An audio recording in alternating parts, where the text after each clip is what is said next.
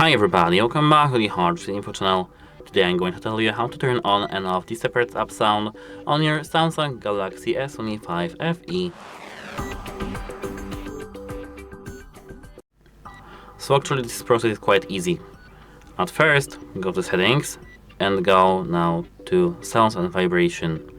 Tap that and here now scroll down till you see separate app sound. But before that, connect your Bluetooth device. So go back, connections, Bluetooth. Make sure that you are connected to your device. Now you can go back to this option over here in the sounds and vibration, and in the separate app sound, turn on, tap select, and here select the applications you want to play on a different audio device.